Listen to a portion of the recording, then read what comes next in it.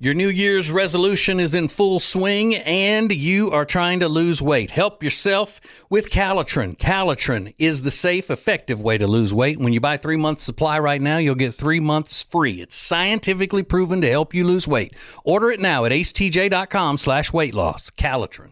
The Ace at Large podcast is brought to you by Gaston County, North Carolina. Find out all fun things to do in Gaston County, including all the events and unique shopping it has to offer at acetj.com/Gaston.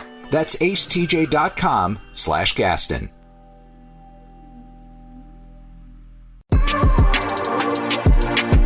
Welcome to TJ's podcast. Hey. I was very excited. I've been looking forward to this for a while. We have a special guest, a very, very special guest, and a dear friend of mine. Even though we don't see each other as much as I would like, she's still always very close in my heart. And not just because she does something that I'm so interested in, but because she's a great person. Her name is April Sampson, and she is a prosecutor in Richland County, South Carolina. That's the Columbia area. And she's not just a prosecutor. She's a prosecutor that has been on crime shows. So that's even better. Nice. Hey, April. Hey, how are you? Good. How are you? Good. Yeah. Glad to talk to you. Yeah. Well, we don't do it as much anymore since I got out of those legal troubles. Yeah, because you had so many. But I know when you saw that I was calling you the other day, you were probably thinking, oh, what's he got himself into now? Because April was the one, Riggins, that helped me get out of that situation where I accidentally left the bullets in my bag going through LaGuardia. I remember. Now, she wasn't my attorney because she's a prosecutor. She's not that, but she was able to check on the court docket and all that kind of stuff and let me know, hey, they're really wanting you to come to Queens to go to court. I still can't believe they didn't catch you here. That's still crazy to me. Yeah, I flew through Charlotte with the same situation, but they caught me at LaGuardia. It's like, what could I do to hurt people with these? Throw it at them? Right. Throw bullets at them? I didn't have a gun. But I was watching one of the crime documentaries that I love. I watched so many of them, and I don't even remember which one this was, but I was watching it, and then it was about this case that happened in Columbia that was, it was the talk of the country for a while. It was like the biggest case going on in the country. And it was the case of the murder of Samantha Josephson, who lived in New Jersey, but she was going to school at the University of South Carolina. And she mistakenly got into a car that she thought was her Uber and ended up being murdered. Now, was there a sexual assault too, April? No sexual assault. We don't think he got a chance to do that. Okay. Now, I was watching this show because of this case, and then all of a sudden April popped up on the screen because they were interviewing her and showing her in the courtroom and all, because she was one of the prosecutors in this case. And it only took an hour, right, for the jury to come back with a guilty charge. That's correct. Yeah. Now, I went to a specific law school, and this is how I know all of this stuff about a prosecutor's office and all. It's the College of Law and Order from NBC. I mean, that's a good one. It's a great university. Yeah, and I know about voir dire and all of that stuff. Y'all know what that is? Voir dire? That's when you pick the jury, right? That is correct. Okay. You are so smart. You've done well at school. I'm sure you got A's. Yeah. So basically what I wanted to do is bring April on here just so I could brag about all of my legal knowledge. Yeah. And have her agree with me. But with this case, though, y'all had to know whenever you started prosecuting this case that the nation was watching. It wasn't just a Richland County thing. This was a huge case. Oh, yeah. It started from the minute she was sort of missing. It got a lot of publicity locally. Mm-hmm. And then once she got arrested, it just got bigger and bigger. Like, I was at a volleyball tournament getting texts and emails about we caught this, we've done this. And I was like, why are we telling me on a Saturday at noon, while I'm at a volleyball game? Because it started from the beginning and it just got bigger and bigger. We didn't expect it to be as big as it got, but it did end up being everywhere. And I remember that morning when the news hit and everything, and I actually texted you. I don't know if you remember, and I said, "Are you the one who's going to be prosecuting this case?" And you were like, "Duh."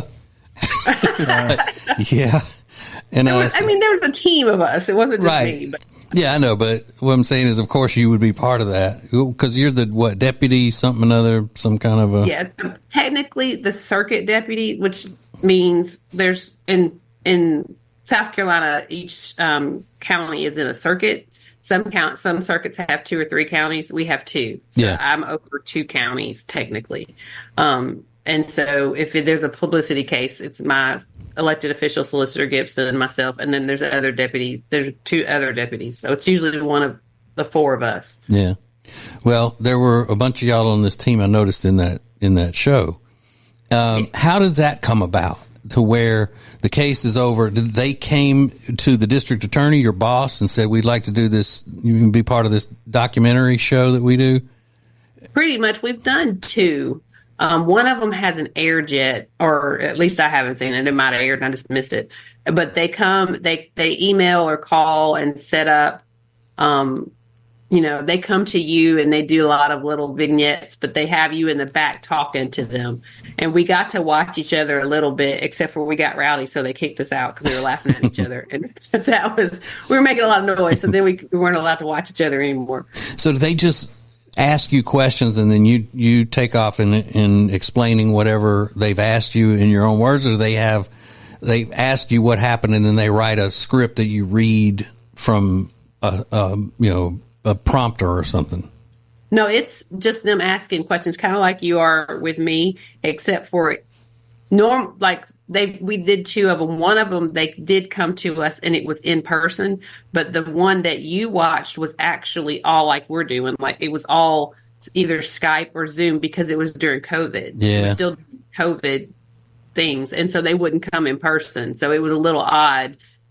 Because you could see who you were talking to, but I didn't know the person. So it's a little different that way, but no, it's not scripted at all. It's all, they're just asking you random questions and you just answer them. Well, that's good to know. Now, which one was that? What is the name of that series that is it like Killer Cases or? I think that one was Small Town Killer or something like that. It was Small Town Small Town Killer, I think was the name of it.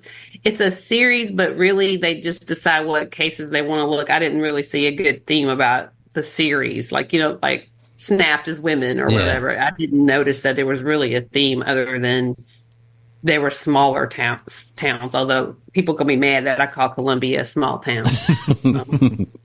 Well, I guess it's a college town is a better way of saying it. But when they showed the footage of you actually questioning a witness on the stand, where does that footage come from?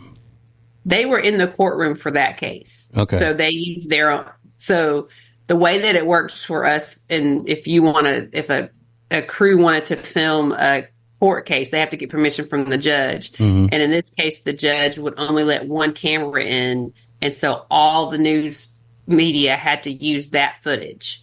And so normally you'd have to have your own cameraman in there, but the judge said, no, only one camera in our courtroom. So they all used it. So I guess they all have some sort of agreement to use the footage because it was court TV that was in there.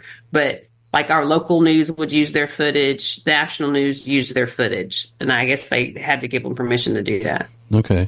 And then this is April Sampson. She works for the Richland County Prosecutor's Office, and we're talking about the case of Samantha Josephson, who was murdered by a man pretending to be her Uber driver. She got in the wrong car.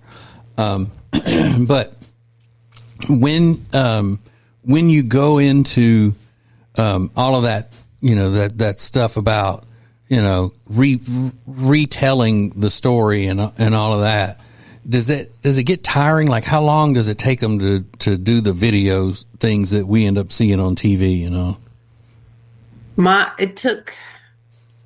section took about 2.5, 3 hours. Each one of us had a section and then they just take whatever they want and choose it. So for that whole hour footage. It was all day. It took us, they got there at like 8 or were online at like 8. And then they would come. They also did some little, like you would pretend to work in your office or pretend to be talking to each other. They do those. So it took all day to get that 1 hour worth of footage. So when they show like the office area and you're picking up the phone and you're dialing and all that, you're not really talking to anybody. That's just for the camera. Nope, we're just, pretending to talk or planning lunch or, whatever we're talking about. We're not, it's not real at all. That part is not real. But when they were showing the courtroom, like us, that was the actual case. Yeah. So did they ever show any of that footage, or were they taking any of the footage where you're, walking into the office and stuff like that, and then at that point, like the narrator would be talking? Did they ever say, can you walk in again? We didn't quite get you. Can you turn a little bit more this way as you enter the room and all that? They call that blocking in the entertainment world. They do it, but the problem too is it's our actual office. Yeah. So people wouldn't know that you were doing it. So you would walk in and, try to walk, and somebody else would walk behind you and be talking to you. And you'd be like, yeah, they don't want you in the film, and then they'd be mad that they're not us. So it became kind of comical trying to keep people from walking in while you're doing that. And when they filmed the part where we're talking to the camera, like I'm talking to you, we're in a courtroom, but they had just blocked it off so nobody would walk in. People walked in anyway. So it became this whole thing of having to have somebody outside of the courtroom so they didn't walk in while you were doing the little vignettes. So it does take a lot of production work to do this. But what was weird is there's only one cameraman. They did, because of COVID, they didn't send that many crew members. Like normally there'd been 4 people is what they told us. There was 1. And so we ended up having to get staff to help him so that we could get it done. Otherwise it would have taken forever because people were working and they kept wanting to work. We're like, we need you to not walk in here. So yeah, it was more than I think it would have normally been had they been able to have all their staff, because we had to eventually help. And so the defendant, we call him a murderer now, right? We could call him that. Correct. Okay, so the murderer, did he ever admit to it at all since he was convicted or anything, or did he still says that he's not the one that stabbed her 160 times and all of that? He denies it. So in South Carolina, once you have the trial, when it's over, when you get convicted, you get sentenced right then. We don't wait. And so at his sentencing, he said that he hoped that we found whoever did it. Yeah. Like we did. It was you. Yeah. You did it. Who found him? So no, he continued to deny it. Didn't you say that in the show? I think you did. I did. Yeah, because I was like, oh, she's being a smart ass. Look at that. Well, they asked the question. Yeah. They were like, what would you say to him or the people who think that he didn't do it? And I'd be like, it's you. You did it. Like, there was no doubt. You did a terrible job at doing it. So it was you. But I was telling Jody, look, my friend April, and because I took a picture of the TV screen. I was like, this is my friend April. And she's like, so you up there watching crime all day is what you've been doing? So, yeah. If it makes you feel any better, my husband says the same thing to me because I watch it too. You do? That's what I was going to ask. Since you do it for a living, do you want to watch it on TV? I do. I think part of it is I like to see what people like, just what you all watch, because you all are my jurors later. So it kind of helps to know what you expect in the courtroom of watching TV in the movies, even though real life is that makes sense. Not as much fun as TV in the movie. Yeah. So, you're looking for jurors, and then you're like, okay, this person thinks they know too much because they watch Law and Order all these years. So that's not going to be a good juror. Yeah, I can see that. Yeah. Mm-hmm. Sometimes, some of them you can tell really want to be on a jury and you don't know if that's good or bad. Like, why do you want to sit in a jury? Is it that, you want to talk about it later? Like, what's the reason? But we don't get to ask them that. But you can tell when you're picking jurors, there are some who really want to be jurors and some who really just want to go to work and don't want to be there at all. Have you ever had a case where somebody said something to get kicked out of the jury that was really funny? Nothing funny. I had I think it was my first trial, and when I was a defense attorney, a juror talked to one of the witnesses because the witness was at UPS, was like a higher up at UPS, and the witness wanted to go work. I mean, the juror wanted to go work there, so he saw him in the bathroom and started asking him for a job, and said, "Well, don't worry, we're all for you." I was like, "Yeah, you can't do that." So he got in trouble because and he did not get a job. I got called for jury duty one time, and I was, it was when they were doing voir dire, and I had already determined that I wasn't going to be a good juror, and if they questioned me, my response was going to be, because they say, "Do you think you could be an impartial?" They go through that. I would have said, "I really wish that I could say that, but I don't think I can," because as soon as he walked in, and I saw that he was wearing patent leather pointed shoes with tips on the end of them, I said right away, "That's a drug dealer."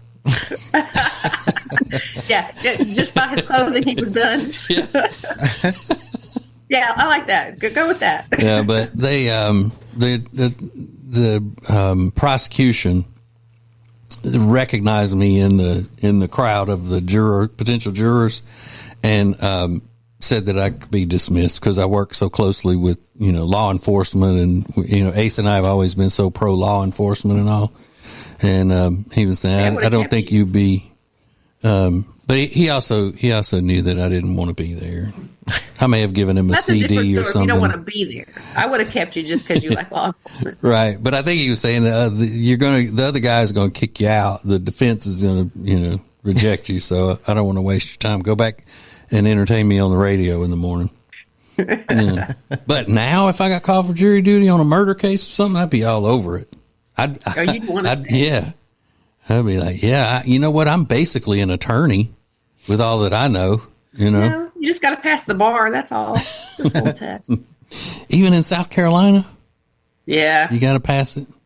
2-day test. Now, you're from Tennessee, though. You grew up in Tennessee. I did. I grew up there, born and raised, and then moved here after law undergrad. So one other thing I wanted to ask you. Now, you get these high profile cases like this. Now, there was a case that we talked about this morning on the regular radio show about a woman who lives in the Myrtle Beach area. And I know that's not your jurisdiction, but let's say that happened in Columbia, where she was arrested for doing naked jumping jacks in her front yard. Okay. Would they ever come to you to say, April, we really need you to work this case to prosecute this lady who was doing jumping jacks in her yard naked? I'd probably be the wrong one. I'd just laugh. But yeah, sometimes we have 30 attorneys in our office. So if one of them needs help, they'll come to me and ask. And so I've done smaller cases because of that. Yeah. Haven't had a naked jumping jacker though. Yeah, because I'd be like, come on. Can't you give that to somebody else? I'm high up on the chain here. Yeah, I'm a little busy. Yeah, no, if for the most part, I do just do major crimes. But if somebody needs help, of course, I'm going to help them. But I would not probably be assigned that case. How many of your friends and family bugged you during the Murdaugh cases? That in South Carolina, but that that's not your jurisdiction either. But they've come to you for your expert opinion and all. Oh, all of them. And that was in they would do certain preliminary matters, and even the post-conviction matters are in the courthouse where I work. Where he got tried was not our courthouse, but where he was housed was in Columbia. His lawyers are in Columbia, and the prosecutors are all in Columbia. So when they would do pretrial or any of that, it was in our courthouse. It was crazy. I've never seen that much stuff going on. And we couldn't get to our office sometimes because the cameras were everywhere and they blocked off the street. That was crazy. So that was worse than ours. Ours was bad, but theirs was worse. So inside information here, how would you rate the quality of his attorney team? Ooh. Because you figure, his family, they're all attorneys, and he grew up in the law and all of that, and he had all that money and everything. You would think he would get the very best attorneys that money could buy. They were good. But they didn't have a reputation around there as being there was a guy in Charlotte. He died recently, but His name was Bill Deal, and he was an attorney, and he was just like famous in the area. If you need an attorney, that's the best attorney you can hire. But was it like that with his team? Did they have a reputation around there? Yes. So Dick Harpootlian, one of the attorneys, is also, I believe he's a senator. I can't remember if he's a House of Representative or a senator, but he's well known. He doesn't do as many trials as he used to, but he was the elected official that we call them solicitors here, but district attorney decades ago. So, I mean, yes, he's well known, and they're well known. I don't know if they just didn't have a lot to work with, because that could have been the problem. They were just they're very showmanship, when there was, to me, not a lot that they could do with it. So, but when you're trying a case, you do have to go into it with like, okay, now who is their attorney and what is her or his specialty, and how do they usually take matters and all that kind of stuff. You have to kind of take that into consideration for your plan of attack too, right? Yeah, sometimes. I mean, you'll have attorneys who do more like objections and motions and stuff, and you got to know that that's somebody who's going to do that, or are they just going to put on a show? But it doesn't really. In the end, it's just a show. So yeah, you kind of want to. We all know. We'll talk to each other about, okay, well, we know this is going to happen or that's going to happen based on the attorney. So we all knew it was going to be a production. Yeah. Because of Dick Harpootlian, and it was going to be a show because of that, regardless of anything else. Mm-hmm. Well, there's a U.S. senator from my home state of Louisiana that I just love watching him question people that come up, in front of his committee and all of that stuff. His name's John Kennedy, Senator John Kennedy from Louisiana. And he's that typical, like you would see in a movie, that Southern kind of playing it like he's please educate me on this, like acting like he doesn't know about stuff, but he's a Rhodes Scholar and the whole thing. But I can only imagine him being in a court doing all that stuff, how entertaining it would be and all that. But if you're opposing him, I guess you're right. You have to account for all that and not let it get to you. Mm-hmm, and know that it's coming, and just you have to have something else to combat it. Otherwise, sometimes jurors look at you like, well, why aren't you doing all that? So you do have to figure that out. Okay. Well, that's great. And I'm sorry, first of all, I made you get up so early. I know you're not used to that. You government employees aren't used to having to, do a lot of work and do it early in the morning and stuff. Yeah, we don't work at all at the government. Not at all. But it was so good talking to you, and I'm glad you did this, and I know people find it interesting, so that's awesome. Thanks for having me. And how are you feeling health-wise? You're all great? I'm all good. Everything's good over here. Okay. That's awesome. Well, we need to see each other. Next time you're up this way, then let's go eat lunch. We've talked about that a lot, but I know. You always stand me up. So that is so not true. All right. Well, have a good weekend. Enjoy yourself. Thank you. I'm sure we'll call you again for other stuff to waste your time if you don't mind. I would love it. I love talking to you. Thank you. We'll talk to you later then. All right. Talk to you later. Okay. Bye. Bye.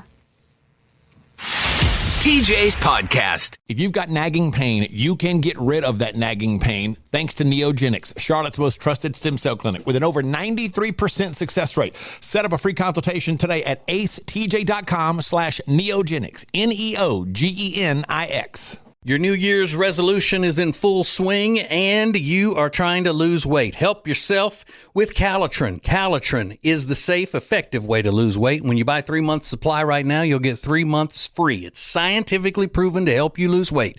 Order it now at acetj.com/weight loss. Calitrin. The Ace at Large podcast is brought to you by Gaston County, North Carolina. Find out all fun things to do in Gaston County, including all the events and unique shopping it has to offer at acetj.com/Gaston. That's acetj.com/Gaston.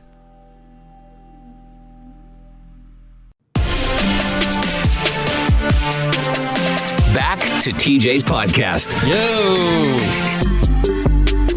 All righty.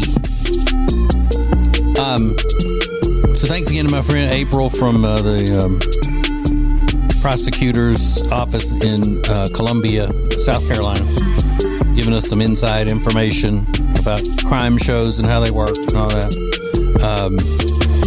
If you're wondering how we're friends, April volunteered to be on the when we used to do things, this thing called Ace and TJ's Misfits, where we put a bunch of people from all different walks of life into a limo and send them off for some sort of a mission, like to get into the Grammys or to get into the Super Bowl and things like that, without any money or credit cards or anything.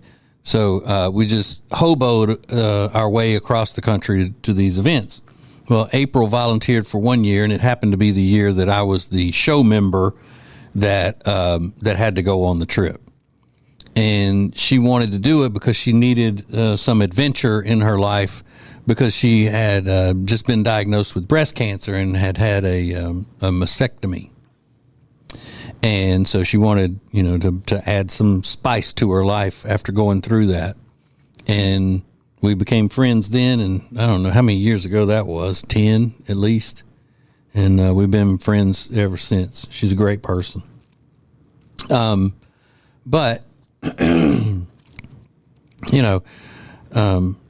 being all into what she does, because I'm into those major crimes and stuff, people think that's because I was doing that way before it became a popular thing, keeping up with serial killer documentaries and things like that. And that's why my wife always says that I'm just a freak for wanting to watch all that stuff. But is that as gruesome and all as this show you're excited about watching, Riggins, is Grizzly or whatever it is? Yeah, I think so. That's what I would have probably asked her, is if she have to, she's probably very good at compartmentalizing her life just in general, because when you come home after talking about a woman that's been stabbed 160 times or whatever it was, you must be able to sort of place that in a box and revisit it the next day. And she probably is able to do that with other things in her life. Like if I've got family drama or if I've got whatever it is, she's probably able to place those things in boxes. Yeah. But yeah. So I'm pumped about this movie I'm going to watch. And what is it? It's about people getting attacked by animals? Killed and eaten.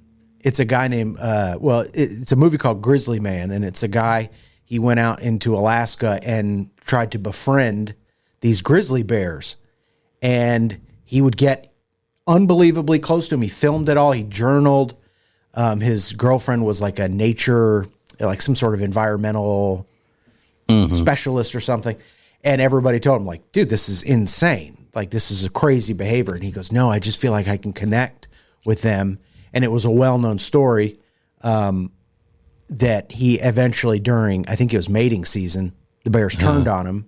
And after he had called for a rescue mission, he said, they're getting aggressive. And there's one bear that's not eating enough, and it's thin, and it can't catch salmon like the others are, and it's getting progressively more aggressive, and it ended up killing him and his girlfriend. So when it started getting more aggressive, he still kept going out there every day? Well, that's when he called for help for the helicopter, and it came the next day, and when they showed up, gone. And so did they have footage? When you watch this movie, Riggins, it's going to have the footage that they took with their cameras of their getting eaten? It doesn't.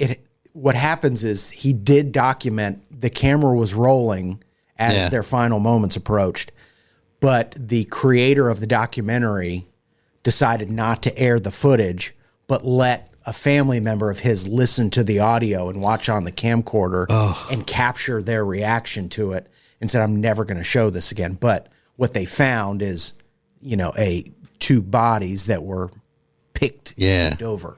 And so one bear killed both of them? I believe so. I mean, it's crazy, but I've always been into animal attacks. I think people's stories are just fascinating. But as much as you love animals and all, you wouldn't be going out trying to talk to a wild grizzly bear. I wouldn't, but I understand the fascination with wanting to do it. Just like I understand Joe Exotic. When he's a wacko, But when he talks about the feeling, he goes, listen, until you get to be around a big cat, a big predator like that, it's hard to describe the feeling. So I understand the urge to want to get closer to it or to want to experience what it's like to be around those things. I wouldn't do it. Yeah. But I get it. Would you do a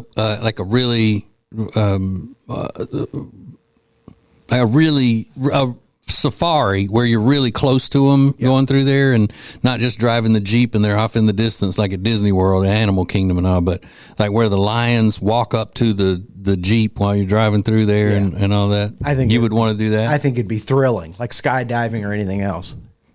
Well, there's that place that you love that's here. It's called Lazy Five. Loved it. And you drive through there and the giraffes stick their heads into the car and all that kind of stuff. We used to go once a month when I was a kid. I mean, we went all the time to that because that's kind of the closest thing you can get to, really. And now all those, they're very docile. And don't they have zebras and stuff out there too? Zebras, yeah. You can't feed the zebras. Yeah. I've never been. The rest of my family has been. It's so fun. Like on field trips and things with the school. Yeah, it's so fun. But I like it.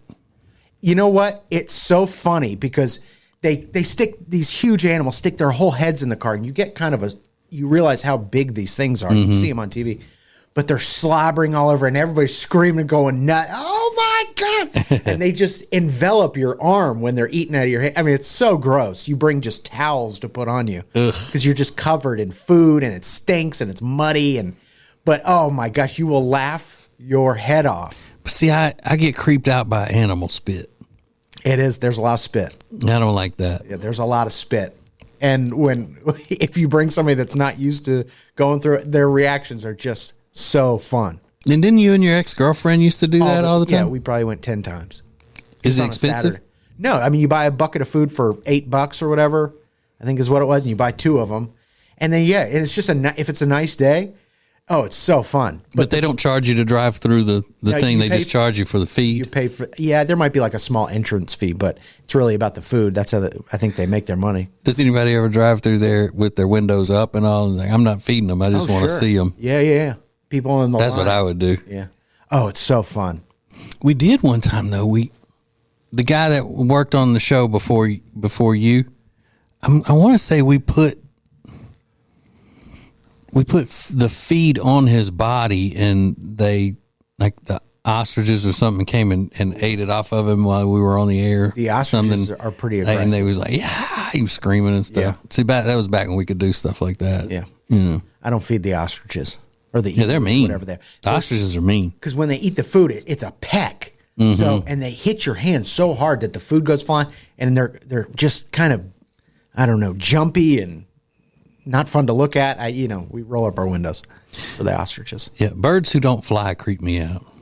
Yeah, it's gross.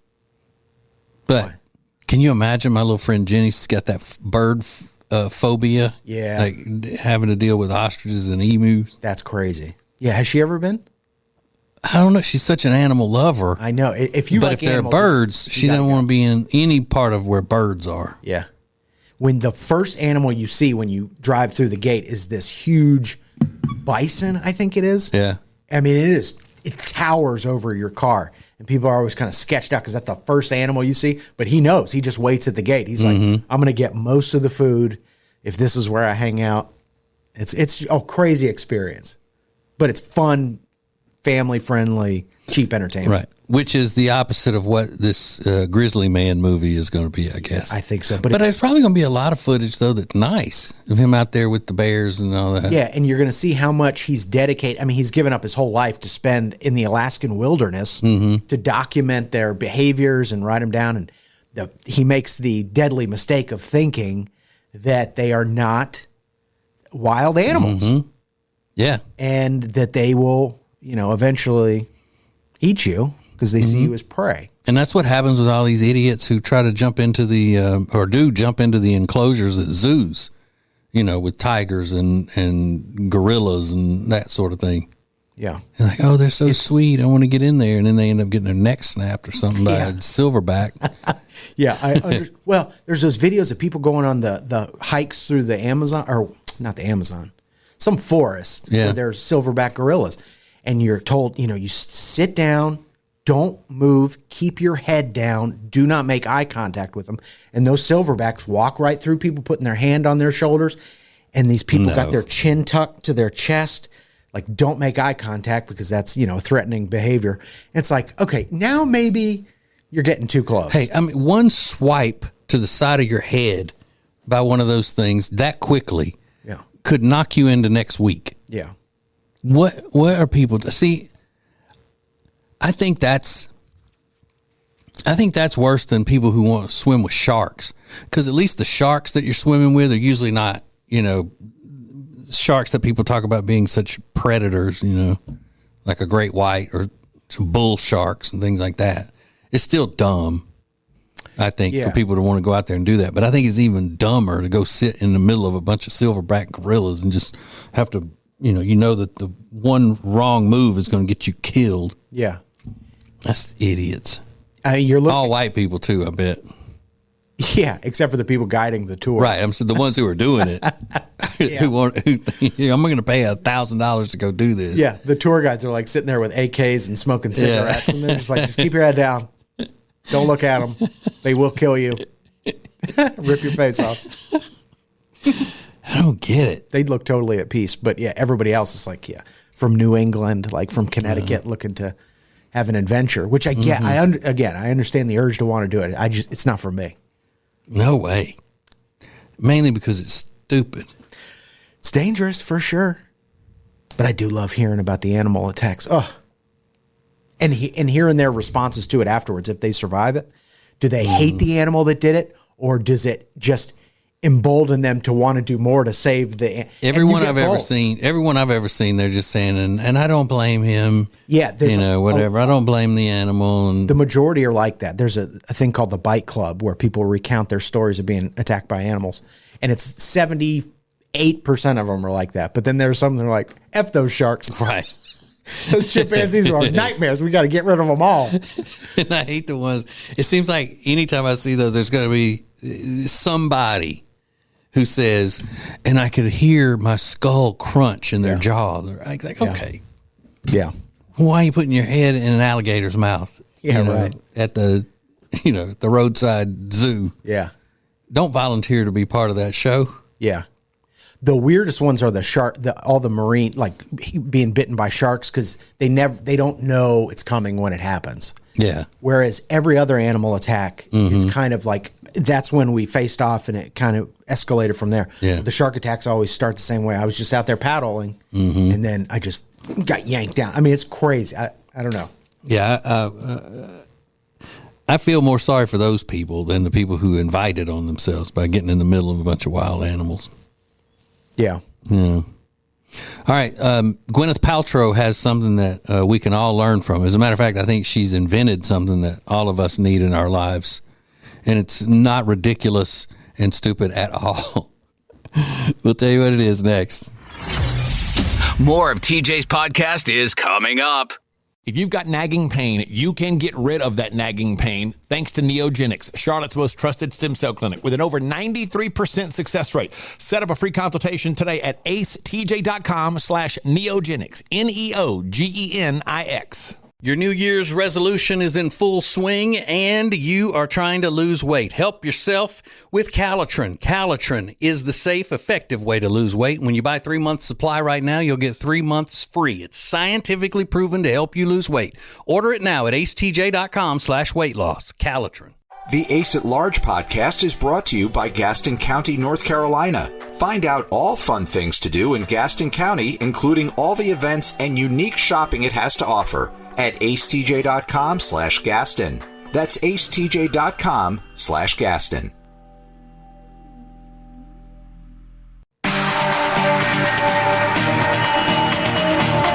Welcome back, world, to TJ's podcast. So, Gwyneth Paltrow is, she's pretty much considered off-kilter, right, and weird. Most people think Gwyneth Paltrow's weird, different, peculiar. I don't think they would say eccentric. Yeah, maybe that's the word. But let's face it, I mean, she's weird. Most celebrities are weird. We talked about that earlier with, Bradley Cooper saying he takes a dump with his kids in the bathroom. I mean, it's weird. But Gwyneth Paltrow has a thing now, part of her wellness treatment is meditation, but making sure that you keep your eyes wide open. So open eye meditation and just focusing on being present. Yeah. Okay. You focus on yourself and the environment around you. See, I think that's one of the biggest problems we have in the world is too many people focusing on themselves. Or your relation to your surrounding. Why does keeping your eyes open have to happen? Because I think you focus on like where you are. Is it the way she describes it? Has she invented it? Stay present. No, I don't. Or she has some sort of a shaman that taught her this. I'm sure she learned it somewhere. Helps her feel more whole. I relied on my eyes open meditation to connect to my highest self, to not lapse into reactivity, to try and stay present and keep my ego out of it. That's a bunch of bullshit. I mean, that's just all of the buzzwords, my higher self. It's like when people say my true self or my truth, my authentic self. I mean, it's just myself. It suffices. Yeah. They start talking this stupid language. Do you know anybody that meditates? Like that? Like where they sit on the floor, pretzel legged and, this kind of thing? No. Yeah, like from the movies. I don't know. I don't know anybody that meditates, but the people that do meditate, love swear, it's the only way I survive. Yeah. With meditation. I know people who pray. Yeah. If that's considered meditation. Yeah. And I also know, and then I've done it sometimes where I just sit and stare off into space and in a quiet place and think about stuff. Or I'll make sure that when I go, like say if I go on a trail at the state park, sometimes I won't take any earbuds or anything so I can just be quiet. Because that's mainly because my brain is special. And like sometimes I need to really appreciate my brain for what it produces. And if I'm not allowing it its full area to roam because I'm concentrating on what's coming out of my earbuds, then I'm really doing myself a disservice. I mean, because I think about it in how it's beneficial to others, and the fact that 99% of the world would love to have my brain. And if I don't allow it to do its thing and harness the goodness that comes from it, then it's just like a waste to the community. It's where I find my higher, authentic self and am able to speak my truth. Riggins. She also does rectal ozone therapy. So. Yeah. That's where you point your booty hole to the sun. No, that's what do they call that? Anal sunning or something. Yeah. This is where they take ozone, air or something and shoot it up your ass. Then I stand corrected. She's not weird. Yeah. And what is that supposed to do for you? I don't know. Sounds like it would give me diarrhea. You're shooting a bunch of air up my ass. Something's coming. Yeah. It's got to go somewhere. Yeah, I got a feeling that's going to loosen things up a little bit. But just think about how good of a salesperson you have to be to present that to somebody and make them buy it, Like you're the guy that says, hey, you know what? I've got this product and this technique that will change your life in such a positive way that you will reach your highest self. You take this can of ozone, which I don't even know what that means. Can you harness ozone? Well, they use like ozone when you go in a smoker's house, and when they sell it, they do like ozone treatments. Right. So I'm assuming it's related to that. And what if you'll just let me spray this up your butt, it's going to be a magic potion for your life. Yeah. I mean, that's a salesperson. Yeah. That can get you, and not only have you buy into the concept of it, but then pay a huge amount of money for it. Like, how much do you think you could talk somebody, say, hey, if you'll give me X amount of money, I'll put this in your butt, whatever it is. Yeah. What's the price point? Yeah. How much do you think the most you could get somebody to pay you to do that? Not much. You don't think? No. I know. I'm not a good salesperson. Yeah. I mean, you'd have to be like the most talented salesperson that people would ever come across. Maybe, but maybe not. Maybe when I think these kind of people like Gwyneth Paltrow, you're filling some sort of hole that exists in your life. Yeah. And no pun intended. But when you're going to these extremes, like farmers who work all day, they're not going to go get ozone treatment up their ass because they're fulfilled. Yeah. They are working their asses off.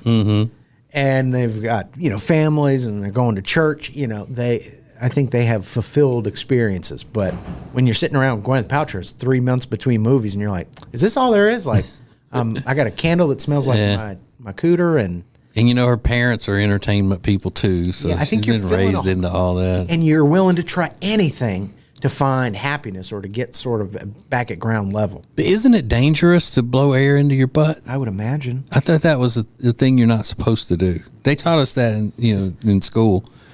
Don't put your bicycle pump in your butt. Yeah, an air duster up your ass. Your ass is doing whippets. I don't know. Yeah, I think you have to be at least some sort of a medical professional to be blowing air in somebody's butt. Yeah. I don't know. I've never inquired about the service, but maybe we should look into it. Yeah. You ever seen that viral video where it picks up like halfway through this conversation of this girl talking and all? It just starts and she's talking to someone and she goes, so anyway, at any rate, I put a whole bag of jelly beans up my ass. And you're like, where was that story going? Bag of jelly beans. Yeah, why jelly beans? Yeah. I don't know. So, I don't know. I think once you start shooting things up your anus, you've got bigger issues. Right. But that's not going to cure. Right, you're looking for a new path. Yeah. You're lost in the world. You're a lost soul. Maybe. If you think blowing something up your butt is going to give you peace and harmony, and good wellness and good health. Yeah. Maybe you're just hungry. That's what my mom would always say. When would you be back? Are you just hungry? You want a snack? Like, maybe just go. I don't know. Make some chicken nuggets or something. Maybe squirt some WD-40 up my butt. Yeah. Maybe that would help. That doesn't seem like the right solution. All right. Well, thank you very much for watching and listening to today's podcast. It's awesome of you to do that. I love you. Bye. Serving the world. It's TJ's podcast. Get your home secured for less than $1 a day with no installation or equipment charges and a lifetime equipment replacement warranty. You can get security for your home. 800-915-8941. 800-915-8941. If you've got nagging pain, you can get rid of that nagging pain thanks to Neogenics, Charlotte's most trusted stem cell clinic with an over 93% success rate. Set up a free consultation today at acetj.com/neogenics. NEOGENIX. Top of every hour, you get caught up on the hottest trending topics in the world thanks to Riggins and Now Trending, sponsored by Culver's. The freshest ingredients all day, every day. Make it your new neighborhood spot. Short waits for the freshest food in town. Find details at acetj.com/Culver's. As a proven leader in managed IT services, CompuCom delivers innovative solutions designed for how you work today. They'll help you deliver results no matter where you are on your digital transformation journey. It's all at CompuCom. Go to CompuCom.com to find out more. The Week in Review is sponsored by Hyatt-centric Charlotte South Park. Beautiful rooms and incredible dining options. Book now by calling 980-299-7123. It's the Hyatt-centric Charlotte South Park. Currents is Lake Norman's #1 lifestyle magazine. Every month, Currents brings you the latest news on what's happening in the Lake Norman area. They've been serving the Lake Norman community for over 13 years. See the latest issue of Currents now at lncurrents.com. Your New Year's resolution is in full swing and you are trying to lose weight. Help yourself with Calitrin. Calitrin is the safe, effective way to lose weight. When you buy 3 months supply right now, you'll get 3 months free. It's scientifically proven to help you lose weight. Order it now at acetj.com/weight loss. Calitrin. The Ace at Large podcast is brought to you by Gaston County, North Carolina. Find out all fun things to do in Gaston County, including all the events and unique shopping it has to offer at acetj.com/Gaston. That's acetj.com/Gaston.